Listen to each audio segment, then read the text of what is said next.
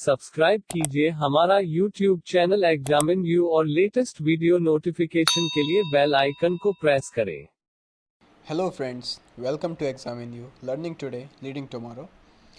दोस्तों, आज है 2 मई और आज हम लेकर आए हैं आपके लिए 2 मई के सभी महत्वपूर्ण डेली करंट अफेयर्स। तो चलिए फिर शुरुआत करते हैं कल के क्वेश्चन ऑफ द डे से। कल मैंने आपसे एक क्वेश्चन पूछा था कि किस राज्य सरकार ने कोविड-19 की रोकथाम के लिए आयुर रक्षा क्लिनिक शुरू किए हैं। तो अगर बात की जाए दोस्तों, तो आयुर रक्षा क्लिनिक शुरू किए हैं केरल गवर्नमेंट ने। ठीक है, केरला गवर्नमेंट ने क्या किया, इनको शुरू करने के पीछे इनका मेन उद्देश्य वही है। आयुर मीन्स आयुर्वेद, यानी आयुर्वेद से रिलेटेड क्लिनिक शुरू किए गए हैं जिन पर आयुर्वेदा से रिलेटेड दवाइयाँ जनता को दी जाएंगी, क्योंकि अभी आयुष मंत्रालय के द्वारा ही बताया गया कि आयुर्वेद की बहुत सारी ऐसी दवाइयाँ और जड़ी बूटियाँ हैं जिनके द्वारा आप इम्यूनिटी पावर को बढ़ा सकते हैं। जैसा मध्य प्रदेश गवर्नमेंट ने अभी एक योजना लॉन्च की, जीवन अमृत, जिसके तहत वो त्रिकूट चूर्ण को बांटेंगे, उसी प्रकार से इन्होंने भी आयुर रक्षा क्लिनिक को प्रारंभ किया है। तो चलिए आगे देखते हैं दोस्तों। ये है हमारा टेलीग्राम ग्रुप t.me/examinu। इसको भी आप ज्वाइन कर सकते हैं। यहाँ पर आपको सभी महत्वपूर्ण करंट अफेयर्स के PDF और बहुत सारे इंपॉर्टेंट नोट्स और बुक्स की PDF फाइल्स मिल जाएंगी। चलिए फिर शुरू करते हैं आज का करंट अफेयर। देखिए, रामायण बना दुनिया का सबसे ज़्यादा देखे जाने वाला कार्यक्रम। अभी क्या हुआ, हाल ही में जब लॉकडाउन 1 अनाउंस हुआ था 25 मार्च से, तब क्या हुआ था कि हमारे 1980 के दशक में जो रामायण था, रामानंद सागर जी जिसके निर्देशक थे, वो उस समय आता था। उसका निर्देशन किया गया। साल 2003 में यह ऐसा कार्यक्रम बना जिसने लिम्का बुक ऑफ रिकॉर्ड्स में अपना नाम दर्ज कराया सबसे ज़्यादा देखे जाने वाली पौराणिक सीरीज के रूप में। जब लॉकडाउन अनाउंस हुआ तो उसी रामायण को दोबारा से प्रसारित किया गया हमारे दूरदर्शन के चैनल DD1 पर। तो इस समय चूँकि बाकी सभी चैनल्स बंद हैं, उनकी TRPs बहुत डाउन चल रही हैं क्योंकि उन पर नए शोज़ नहीं आ रहे हैं, और रामायण ऐसे समय पर फिर से प्रसारित किया गया तो बहुत ही लोकप्रिय सिद्ध हुआ और दुनिया का सबसे ज़्यादा देखा जाने वाला कार्यक्रम बन गया। बात करें अगर 16 अप्रैल की, तो 7.7 करोड़ दर्शकों ने इसको एक साथ देखा। ठीक है, तो सबसे ज़्यादा देखा जाने वाला कार्यक्रम बना है हमारी रामायण। यह है इसका दृश्य, भगवान राम, उनके भाई लक्ष्मण और सीता माँ के साथ में। चलिए आगे बढ़ते हैं।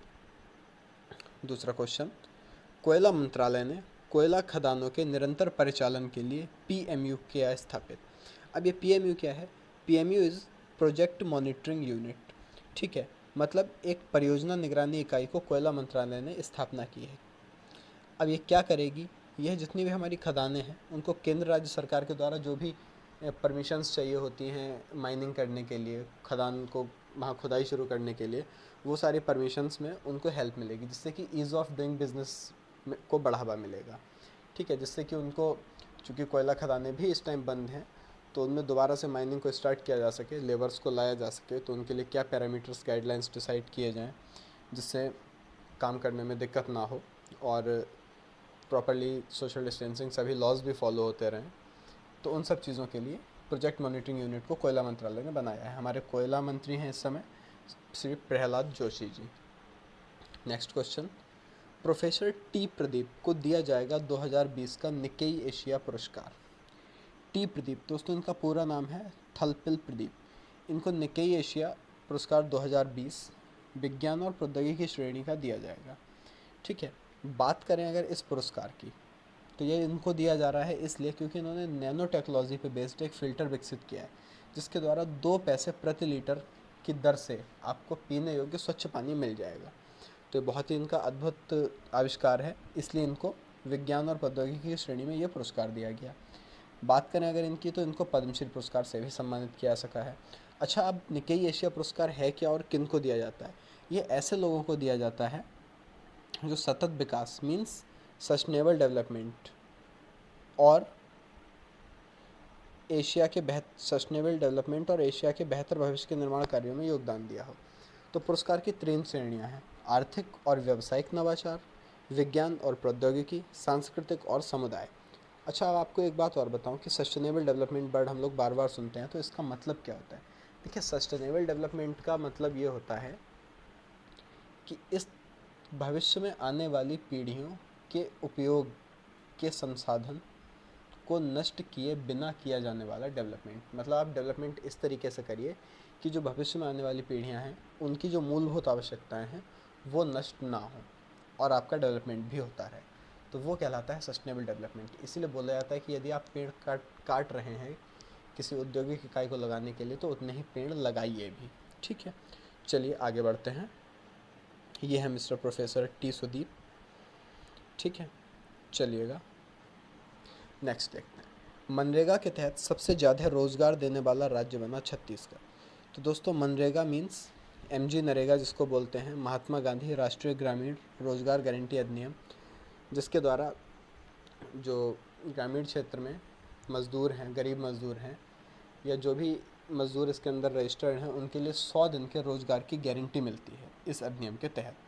ठीक है, तो अभी 18.52 लाख मज़दूरों को छत्तीसगढ़ ने इसमें रोज़गार दिया है, जिससे कि ग्रामीण अर्थव्यवस्था पुनर्जीवित हो और लोगों को आजीविका सुरक्षित करने के लिए पैसा मिल सके। ठीक है, तो इसको सबसे ज़्यादा है रोज़गार देने वाला राज्य बना है छत्तीसगढ़। किसके तहत? MG नरेगा के तहत। बात करें अगर हमारे केंद्रीय ग्रामीण विकास मंत्री तो मिस्टर नरेंद्र सिंह तोमर, छत्तीसगढ़ के मुख्यमंत्री भूपेश बघेल और राज्यपाल हैं वहाँ पर अनुसुईया उइके। ठीक है, तो ऐसा पहला राज्य छत्तीसगढ़ बना है।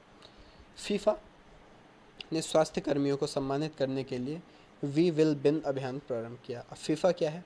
Federation international de football association. जी हाँ, ये वही फीफा वर्ल्ड कप वही एसोसिएशन है। इन्होंने भी क्या किया, जो भी स्वास्थ्यकर्ता हैं और अन्य पेशेवर लोग जो हमारे कोरोना वायरस संक्रमण से निपटने में लगे हुए हैं, जो फ्रंट लाइनर्स इनको बोलते हैं, उनके लिए एक विशेष वीडियो संदेश जारी किया जिसमें समाज को सुचारू रखने में लगे हुए हैं तो उनके सम्मान में किया है। ठीक है, इस वीडियो में हमारे पूर्व फुटबॉल कैप्टन बाईचुंग भूटिया जी भी हैं, जिन्हें 50 पुराने और वर्तमान स्टार फुटबॉल खिलाड़ियों में से एम्बेसडर के तौर पर भी चुना गया। अगर बात करते हैं फीफा की तो गियानी इन्फेंटिनो स्थापित हुआ था 21 मई 1904 में और इसका मुख्यालय है ज्यूरिख स्विट्जरलैंड में। ठीक है, तो दोस्तों इन्होंने एक वीडियो जारी करके हमारे सभी स्वास्थ्यकर्ताओं का सम्मान किया है और उसको नाम दिया है #WeWillBin। ओके, चलिए नेक्स्ट। सऊदी अरब की अध्यक्षता में आयोजित किया गया असाधारण वर्चुअल G20 डिजिटल इकोनॉमी मंत्रियों का शिखर सम्मेलन। तो इसमें हमारे देश की तरफ से भाग लिया सूचना और प्रौद्योगिकी मंत्री रविशंकर प्रसाद जी ने। ठीक है, बैठक में क्या चर्चा हुई? महामारी से लड़ने के लिए संचार और नेटवर्क कनेक्टिविटी को मजबूत करने के उपाय को अपनाते हुए गैर व्यक्तिगत डेटा को विनिमय सुरक्षित तरीके से करा जा सके, मतलब उसका आदान प्रदान सुरक्षित तरीके से हो, हैकिंग ना हो पाए। स्वास्थ्य देखभाल के लिए डिजिटल सॉल्यूशंस का यूज़ हो तथा व्यवसायों के लचीलापन सुदृढ़ करने के लिए एक समन्वित वैश्विक डिजिटल इकाई डिजिटल कार्रवाई करने की अपील की गई। ठीक है, मतलब क्या हुआ, मैंने जो भी बातें बोली, महामारी से लड़ने के लिए आप संचार ये मीन्स कम्युनिकेशन का यूज़ करेंगे, नेटवर्क कनेक्टिविटीज़ हों उनको स्ट्रॉन्ग किया जाए, कम्युनिकेशन सिस्टम्स हमारे अच्छे हों, डेटा की जो ट्रांसफरिंग हो रही है, जो डिफरेंट ऐप्स बन रहे हैं लाइक आरोग्य सेतु और एक्सेस करोना, इस टाइप के जो बहुत सारे ऐप्स सभी स्टेट्स ने लॉन्च किए, उन पर जो डेटा की ट्रांसफरिंग हो रही है वो सुरक्षित तरीके से हो, वहाँ पर हैकिंग ना हो सके। और स्वास्थ्य देखभाल के लिए जो भी डिजिटल सॉल्यूशंस प्रोवाइड किया सकते हैं, क्योंकि इस समय हम फिज़िकली बहुत ज़्यादा वर्क नहीं कर सकते, वायरस का इन्फेक्शन भी फैलने का खतरा है और बहुत सारी प्रॉब्लम्स भी क्रिएट हो सकती हैं, सोशल डिस्टेंसिंग का पालन नहीं हो पाएगा। तो इस वजह से क्या होगा कि हम डिजिटली जितना कर सकते हैं, तो वैश्विक डिजिटल कार्रवाई करने की अपील की गई। तो इसलिए सभी G20 के जो मेंबर्स हैं उनके इकोनॉमी मंत्रियों का एक शिखर सम्मेलन सऊदी अरब में हुआ है, जो कि वर्चुअली हुआ था वीडियो कॉन्फ्रेंसिंग के जरिए। तो बात करेंगे G20 कंट्रीज़ की, तो ये सभी G20 कंट्रीज़ की लिस्ट है दोस्तों, इनको आप देख सकते हैं, स्क्रीनशॉट ले सकते हैं, याद करिएगा, कभी कभी पूछ लिए जाते हैं। चलिए आगे बढ़ता हूँ। कर्नाटक विकास ग्रामीण बैंक ने शुरू की विकास अभय ऋण योजना। ये क्या है?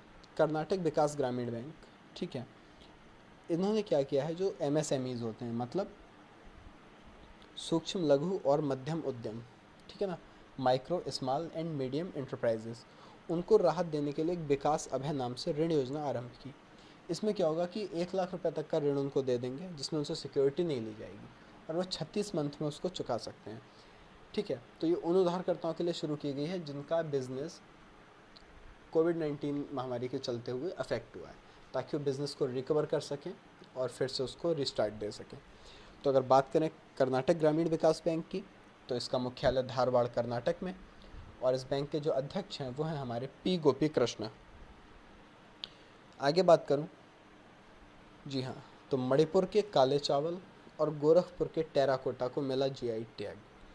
अब जीआई टैग क्या होता है? ये होता है दोस्तों ज्योग्राफिकल इंडिकेशन टैग। इससे क्या होता है कि ये जिस भी चीज़ को मिल जाता है फिर वो चीज़ ज्योग्राफिकली इंडिकेट हो जाती है उस पर्टिकुलर एरिया के लिए, मतलब उसको फिर वहाँ पर ही उगाया जाएगा, उसके नाम से ही उसको जाना जाएगा। अगर किसी को उस चीज़ की खेती करनी है या उस चीज़ का प्रोडक्शन करना है तो उसको उनके जो लोगों को जीआई टैग मिल चुका है उनसे कॉपीराइट्स, परमिशंस, वो सारी चीज़ें लेनी पड़ेंगी, फिर ही वो उसके बाद कर सकते हैं और उसके नाम से ही बेचना पड़ेगा। ठीक है। तो मणिपुर में काला चावल जिसे चाक हाव भी कहा जाता है, और गोरखपुर का टेराकोटा, एवं कोविलपट्टी की कदलाई मितई, इन चीज़ों को भौगोलिक टैग मिला है। चाक हाव के लिए आवेदन किया काले चावल के उत्पादक संघ के द्वारा किया गया। गोरखपुर के टेराकोटा के लिए लक्ष्मी टेराकोटा मूर्तिकला केंद्र द्वारा आवेदन दायर किया गया। ठीक है, ये तो वो नाम हो गए जिन्होंने आवेदन दायर किया था। कौन कौन? काले चावल के उत्पादक संघ द्वारा और लक्ष्मी टेराकोटा मूर्तिकला केंद्र द्वारा। अब मैं बताऊं कि ये मणिपुर के काले चावल क्या हैं। ये उसमें एक प्रकार के चावल हैं जो बिल्कुल काले रंग के हैं। ठीक है, मणिपुर में इनका प्रोडक्शन होता है काफ़ी ज़्यादा। तो ये काले चावल की बात होगी जिनको चाखाओ बोला जाता है। जो गोरखपुर टेराकोटा है, ये क्या है? ये मूर्तिकला, ये क्या है? हस्तशिल्प है एक प्रकार का, जिसमें क्या होता है कि ये लोग प्रकार प्रकार के दिए से लेकर बहुत बड़ी बड़ी मूर्तियाँ तक बनाते हैं। ठीक है, और ये हाथी तक बना देते हैं और उसमें किसी मशीन का यूज़ नहीं करते, पूरा का पूरा हाथ के थ्रू बनाते हैं। ठीक है, और इसकी सबसे अच्छी प्रॉपर्टी ये है कि ये जब उसको बनाते हैं, बनाने के बाद जब पकने के लिए छोड़ देते हैं, उसके बाद उसमें बिना कोई कलर किए अपने आप से लाल रंग उभर के आता है, जिसको बोला जाता है टेराकोटा। ठीक है, बाकी कोविलपट्टी की कदलाई मितई, ये क्या है? ये तमिलनाडु की एक मूंगफली कैंडी है। इसको मूंगफली कैंडी बोला जाता है, जिसमें मूंगफली और गुड़ उनको मिलाकर कैंडी बनाई जाती है, जिसका नाम है कदलाई मिठाई। तो इन चीज़ों के लिए भी ज्योग्राफिकल इंडिकेशन टैग मिला है। ठीक है, चलिए आगे बढ़ते हैं। NCSTC और DST ने कोविड-19 से निपटने के लिए लॉन्च किया यश कार्यक्रम। अब NCSTC क्या है? NCSTC means national council for science and technology communication. और अगर बात करें DST तो वो क्या है? विज्ञान और प्रौद्योगिकी विभाग। ओके, मतलब department of science and technology, DST। इन्होंने कोविड-19 पर केंद्रित एक स्वास्थ्य एवं जोखिम संचार कम्युनिकेशन कार्यक्रम, जिसका नाम क्या है? YASH means year of awareness on science and health, इसको स्टार्ट किया है। ठीक है, क्यों किया? स्वास्थ्य के संबंध में बिल्कुल ग्राउंड लेवल से बेहतरी और प्रतिक्रिया के लिए बढ़ावा दिया जा सके। ठीक है, विज्ञान और संचार की एक एक कंबाइंड पहल है। इसके द्वारा सरकारों को जो है बिल्कुल छोटे से छोटी जानकारियाँ मिल सकेंगी, उनसे रिलेटेड वो निर्णय ले सकेंगे, और जो जोखिम है उठाने हैं कोविड-19 से निपटने के लिए, उनके बारे में ये लोग विभिन्न प्रकार के प्रबंधन कर पाएंगे। ठीक है, मतलब वही कोविड-19 से निपटने के लिए गवर्नमेंट को क्या कदम उठाने हैं, उसमें किस तरीके के जोखिम हैं, क्या नहीं हैं। तो चूँकि डिजिटल से सबसे ज़्यादा हेल्प हो सकती है, इसलिए हमारा कम्युनिकेशन और साइंस एंड टेक्नोलॉजी डिपार्टमेंट आगे आया है और उन्होंने year of awareness on science and health, YASH, इस प्रोग्राम को स्टार्ट किया है। चलिए अगला क्वेश्चन देखते हैं। क्वेश्चन क्या, न्यूज़ देखते हैं, क्योंकि मैंने आपका फॉर्मेट थोड़ा सा चेंज किया, क्वेश्चंस की जगह मैंने न्यूज़ को स्टार्ट किया है। अगर आपको ये अच्छा लगता है तो मुझे कमेंट करके बताइए कि सर ये बहुत अच्छा स्टाइल आया, मुझे क्वेश्चन से बेटर न्यूज़ लगा। ठीक है, वीडियो आपको पसंद आ रही है तो लाइक कीजिए, दोस्तों के साथ शेयर कीजिए, चैनल को सब्सक्राइब कीजिए, इससे आपके सभी दोस्तों को बेनिफिट मिल सके, बिकॉज शेयरिंग इज़ केयरिंग। और अगर आपको क्वेश्चन वाला फॉर्मेट ठीक लगता है तो कमेंट करके वैसा बताइए, मैं इसको चेंज करके अगेन क्वेश्चन से स्टार्ट कर दूँगा। ठीक है, तो AIIA ने दिल्ली पुलिस के साथ मिलकर आयोजित किया आयुर रक्षा कार्यक्रम। अब क्या हुआ, आयुष मंत्रालय के अंतर्गत जो AIIA है, अखिल भारतीय आयुर्वेद संस्थान, ओके, उन्होंने और दिल्ली पुलिस ने मिलकर क्या करा, एक आयुर रक्षा प्रोग्राम स्टार्ट किया, जिसकी टैगलाइन रखी गई है, कोरोना से जंग दिल्ली पुलिस के संग। ठीक है, ये इसका शीर्षक है। तो इसमें क्या होगा, कोविड-19 के खिलाफ लड़ने के लिए इस कार्यक्रम का आयोजन दिल्ली में किया गया, जिसमें आयुर्वेद और इम्यूनिटी बूस्टिंग के सरल उपाय बताए गए। देखिए, जाहिर सी बात है जितनी इम्यूनिटी बूस्टिंग आप आयुर्वेदा के प्रोडक्ट से कर सकते हैं उतनी आप एलोपैथिक या अदर प्रोडक्ट से नहीं कर सकते, बिकॉज आयुर्वेदा के प्रोडक्ट्स प्योर होते हैं, उनमें किसी भी टाइप के केमिकल्स नहीं होते और उनसे जो इम्यूनिटी बूस्टिंग होती है वो नेचुरली होती है। इसीलिए आयुष मंत्रालय आयुर्वेद की चीज़ों पर जोर दे रहा है, ठीक है, कि आप च्यवनप्राश खाइए या फिर आप जो त्रिकुट चूर्ण है वो चूर्ण खाइए, है ना। तो इसी के उस पर आयुर्रक्षा कार्यक्रम स्टार्ट किया गया जिसमें ये विभिन्न विभिन्न तरीक़ों को बताएंगे। ओके, तो अगर बात करूँ आयुष की, आयुष मंत्रालय जो है हमारा, उसके फुल फॉर्म है AYUSH, शॉर्ट फॉर्म है। तो A for Ayurveda, Y for yoga and प्राकृतिक चिकित्सा, ओके, मीन्स नेचुरल मेडिसिन। उसके बाद में AYU, U फॉर यूनानी, S फॉर सिद्धा एंड H फॉर होम्योपैथिक मंत्रालय, ओके। तो इन्होंने सभी चीज़ों को मिक्स करके बनाया है आयुष मंत्रालय, जिसके स्वतंत्र प्रभार राज्य मंत्री हैं श्रीपद येसो नाइक। चलिए नेक्स्ट न्यूज़ देखते हैं क्या है। जी हाँ, कल मनाया गया अंतर्राष्ट्रीय श्रमिक दिवस 1 मई। इसे अंतर्राष्ट्रीय श्रमिक दिवस और मई दिवस के रूप में भी जाना जाता है। अच्छा, यह दिवस बनाया क्यों जाता है?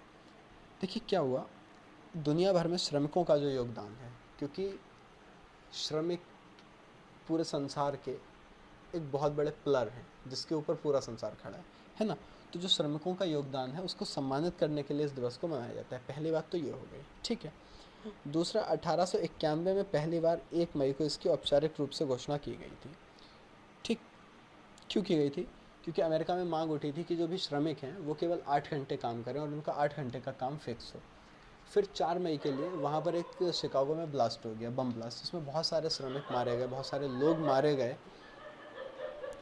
तो उन लोगों को श्रद्धांजलि देने के रूप में इस दिवस को स्टार्ट किया गया।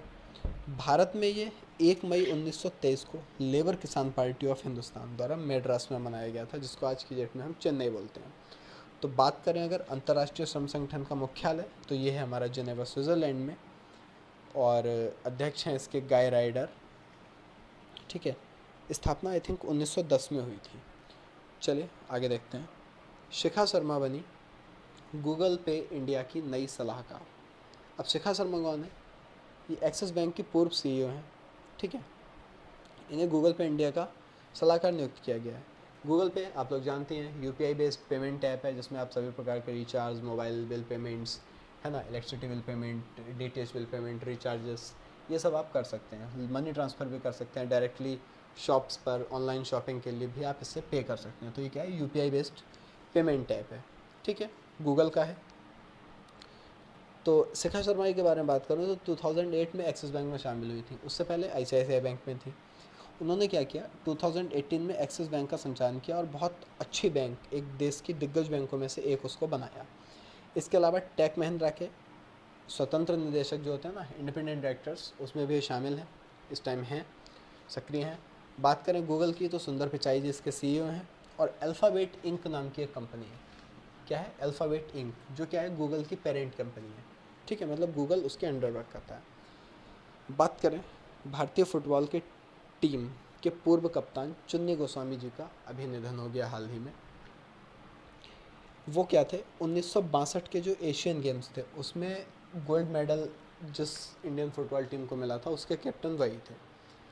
तो 1964 में एशियाई कप में हमारा भारत उप विजेता रहा था, ठीक है।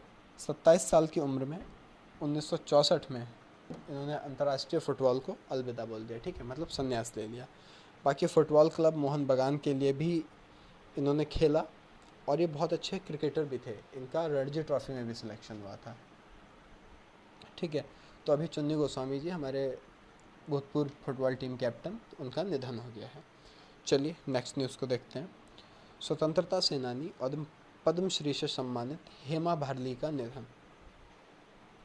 देखिए फ्रेंड्स, अभी क्या हुआ हाल ही में, हमारे स्वतंत्रता सेनानी और पद्मश्री से सम्मानित गांधीवादी विचारक हेमा भारली जी थी, जिनका 101 वर्ष की उम्र में निधन हो गया, ठीक है। इनका जन्म 1919 में हुआ था, 19 फरवरी 1919, आसाम में। बहुत ही फेमस स्वतंत्रता की कार्यकर्ता रहीं, सामाजिक कार्यकर्ता थीं, सर्वोदय के नेता के रूप में लोकप्रिय थी। 1950 में भूकंप के दौरान लखीमपुर में बहुत सारे राहत कार्यों में योगदान दिया। चीन वाली जो लड़ाई थी हमारी 1962 की, उसमें सीमा पर लोगों की मदद की। विनोबा भावे जी के साथ भूदान आंदोलन में भी शामिल हुई, है ना, और प्रमुख नेता बनकर उभरी। तो अभी इनका हेमा भाडली जी का 101 वर्ष की उम्र में निधन हो गया है। थोड़ा सा क्वेश्चन कट हो रहा है, मैं बोल देता हूँ, आप सुन लीजिएगा ध्यान से। थंगजाम धवाली सिंह, ठीक है, थंगजाम धवाली सिंह का जापान ने ऑर्डर ऑफ राइजिंग, ओके, अभी जापान का एक अवार्ड होता है ऑर्डर ऑफ राइजिंग सन, तो उससे जापान ने क्या किया है, थंगजाम धवाली सिंह इनको उससे सम्मानित किया है, ठीक है। अब यह पुरस्कार ऐसे लोगों को दिया जाता है जो भारत में जापान की बेहतर समझ को बढ़ावा दें, दोनों देशों के संबंध को मजबूत बनाने का काम करते हैं। इन्होंने क्या किया था, ये एक एलोपैथिक डॉक्टर हैं और मणिपुर टूरिज्म फोरम MTF के संस्थापक हैं। सेकेंड विश्व युद्ध के टाइम पे इम्फॉल युद्ध की 70वीं वर्षगांठ के अवसर पर इन्होंने कार्यक्रम का आयोजन किया था। Order of rising sun Japan की संस्कृति, पर्यावरण संरक्षण के प्रचार और अंतर्राष्ट्रीय संबंधों में उपलब्धि हासिल करने वाले व्यक्ति को दिया जाता है, ठीक है। तो जापान की बात करें तो राजधानी टोक्यो, मुद्रा यहाँ पर चलती है येन, और यहाँ के प्रधानमंत्री कौन है भी, शिंजो आबे या शिंजो एबी। तो दोस्तों ये थे हमारे आज के सभी इम्पोर्टेंट करंट अफेयर की न्यूज़ जो मैंने आपको बताई, आपने अच्छे से समझी होंगी। तो आप मेरे को बताइएगा कमेंट करके कि आपको न्यूज़ फॉर्मेट बेटर लगता है या क्वेश्चन फॉर्मेट बेटर लगता है, मैं उसी में कंटिन्यू करूँगा। तो उम्मीद है आपको वीडियो बहुत पसंद आया होगा, दोस्तों के साथ शेयर कीजिए, चैनल को सब्सक्राइब कीजिए, ज़्यादा से ज़्यादा लोगों तक पहुँचाइए जिससे कि अधिक से अधिक लोग वीडियोस देखें, ताकि हमें भी और मोटिवेशन मिले और वीडियोस बनाने के लिए। चलिए फिर देखते हैं आज का क्वेश्चन ऑफ द डे। किस राज्य सरकार ने कोविड-19 राहत कोष के लिए धन जुटाने हेतु ऑनलाइन शतरंज टूर्नामेंट आयोजित करने की घोषणा की है? तो इसका आंसर आप लोगों को कमेंट बॉक्स में देना है, ठीक है। और इसके साथ ही आपको 2 वीडियोस और देखने हैं जो मैंने कल अपलोड किए थे। एक जो ओजोन लेयर का होल भरना शुरू हो गया है आर्कटिक सर्किल के ऊपर, और दूसरा मैंने ऋषि कपूर और इरफान खान जी हैं उनके बायोग्राफी से रिलेटेड एक वीडियो छोटा सा दिया था, जिसमें थोड़ा सा उनके जीवन के बारे में बताया था, उनके स्टार्टअप के बारे में, और उनके जो इम्पोर्टेंट अवार्ड्स उन लोगों ने जीते थे उसके बारे में बताया था। तो इसी तरह से देखते रहिए, दोस्तों के साथ शेयर कीजिए। हमारे साथ जुड़े रहने के लिए बहुत बहुत धन्यवाद। घर में रहिए, सुरक्षित रहिए, मिलते हैं अगले वीडियो में। Thank you.